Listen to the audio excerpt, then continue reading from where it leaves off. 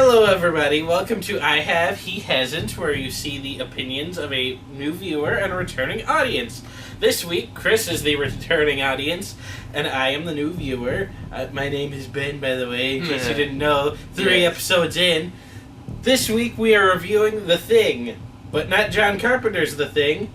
This one. The shitty remake.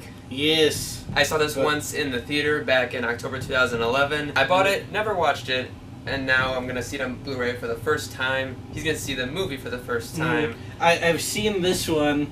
Yeah. I saw this one, like, a while ago. I really like this one. Yeah, I do too. Let's see how I like this one. Directed by Yeah.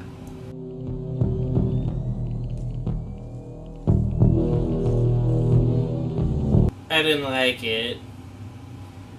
I saw it in the theater back in 2011, like I mentioned, and actually, leading up to this movie, I knew it was coming for like a good amount of time, and I was not anticipating it at all. I saw the first trailer, it looked okay, and then I finally saw the movie with my brother, and, you know, I actually thought it was okay. I actually thought it was a little enjoyable.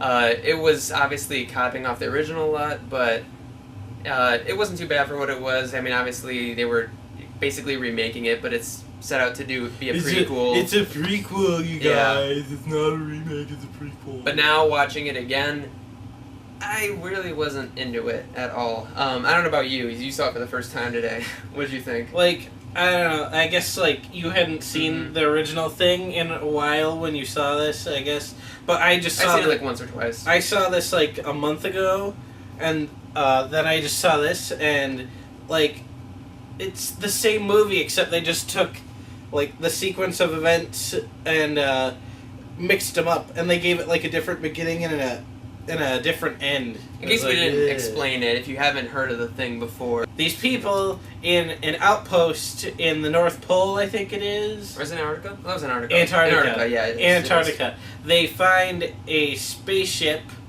and it has a alien inside. They call it The Thing. In this one, they don't call it The Thing. They just refer to it as, like, in the original, it. yeah. But this one, they make a conscious effort of saying The Thing a bunch of times, which is stupid. They find it, and it's stuck in ice, and they have to take it out. And, well, they don't have to take it out. They're dumbasses, and they take it out. They're like, oh, look, this thing. For the purposes of a movie, let's just take it out. Yeah. Nothing could possibly go wrong. So they take it out, put it in an unrefrigerated room. It escapes, and then it attacks people. And the whole gimmick with the Thing is it can copy you, and you don't know who is the Thing or who isn't the Thing. So, like, or who's alive or anything like that. That's a cool idea. Too bad they did that in this one. And this was better. This was 1982. 1982. And this one takes place in 1982. Yeah, exactly. I mean, it's such a great concept, and it really makes for one of the greatest, like, paranoia thrillers ever made. And the special effects in the John Carpenter remake are because this is a remake of a 1951 movie. Yeah, it's a remake. This one's a remake, and this one's a remake of the remake, or a prequel of the remake. And they're both based on the same 1930 or 1948 book. Who Goes There? Who Goes There? It's a novella, I think. I didn't. Yeah, it's in a series. It's like of books in a book. It's like a really thin book. It's a cool cover, by the way. Anyway, but yeah, the special effects are what really make the John Carpenter version stand out today, and they're still awesome to look at. This movie, however, uses practical. Yeah, we watched the special features afterwards, and we could have sworn that everything was CG, but, like, we were astonished to figure out that... CG in there. We were astonished to figure out that, like, 90% of the stuff in this is practical effects, but it looks like shit. I have to admit, when I first saw it in the theater, I swore most of it was CG, and he thought it was CG too.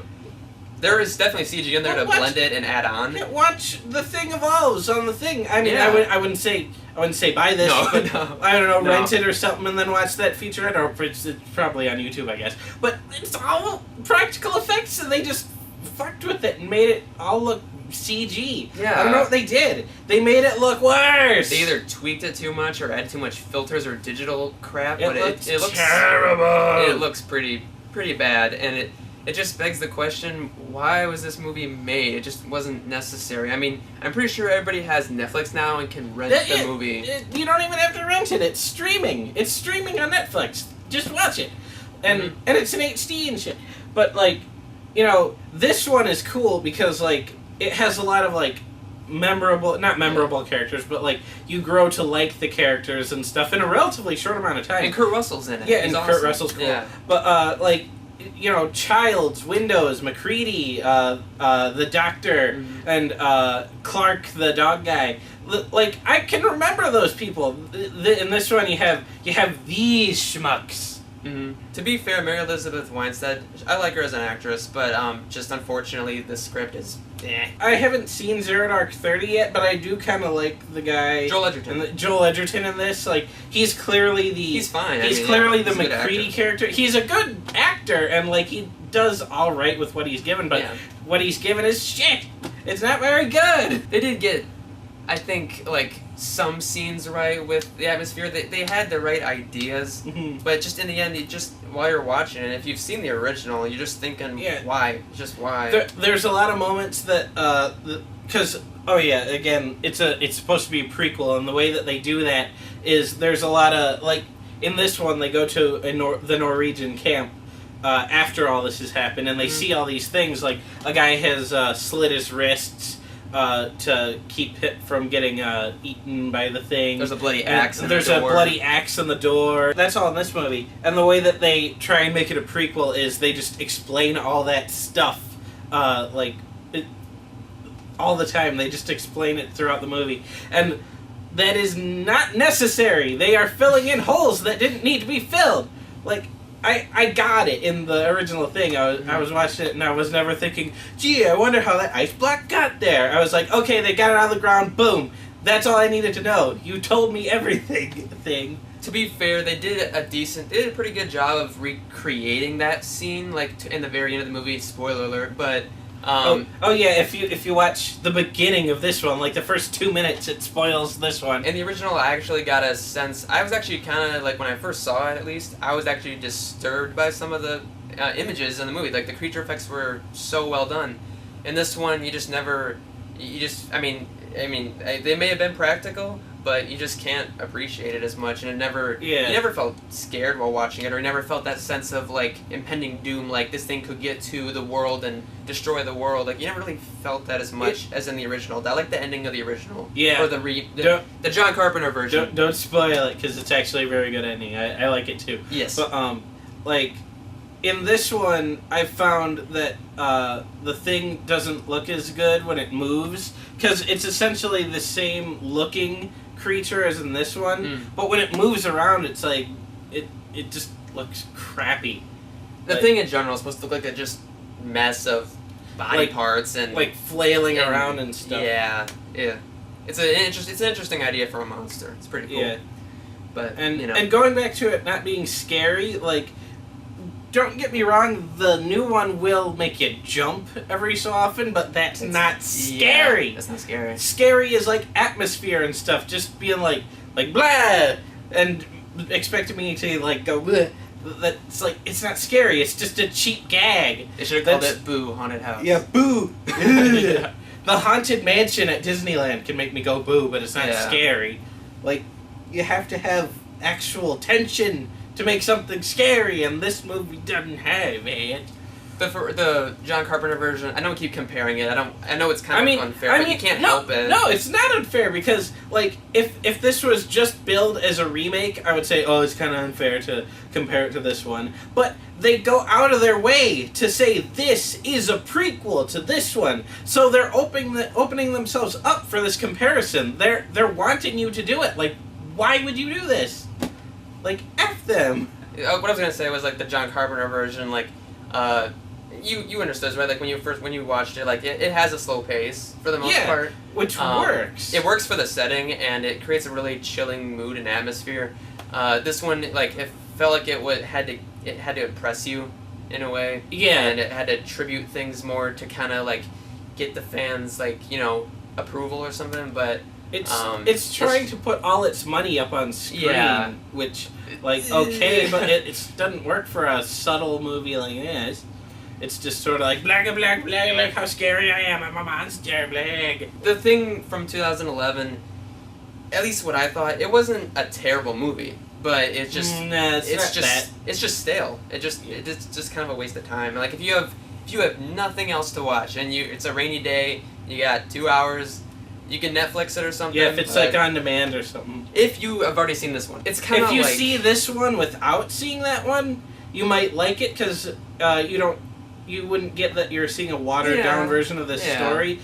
But then watch again, this one after. If you watch that one, like, it sort of spoils a lot of the stuff that happens in this one. So, like, that one's just a far better movie. This one is kind of meh. I wouldn't say it's a terrible movie. I'm not gonna give this a terrible because it's watchable, but like it's just kind of it never comes into its own. Like it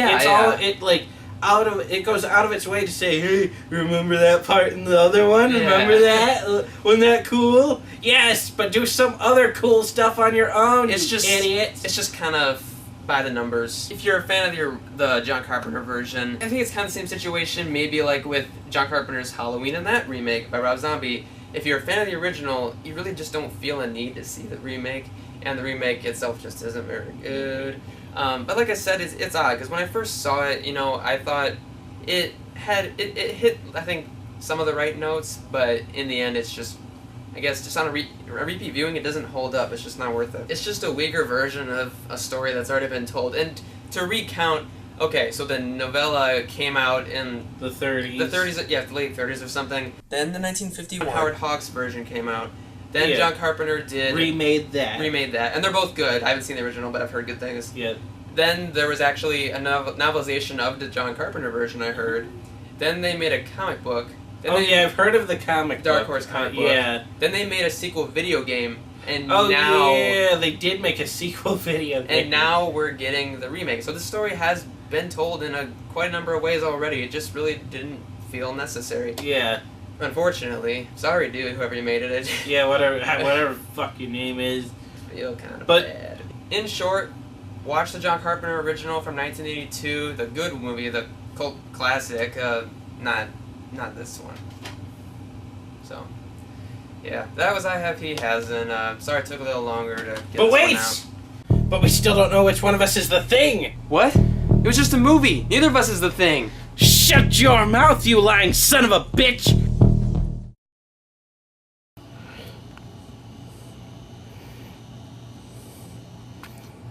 You're crazy! We'll see about that.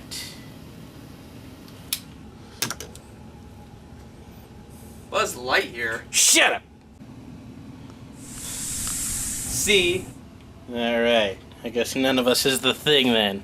But wait. We haven't tested your blood yet. Me? Okay.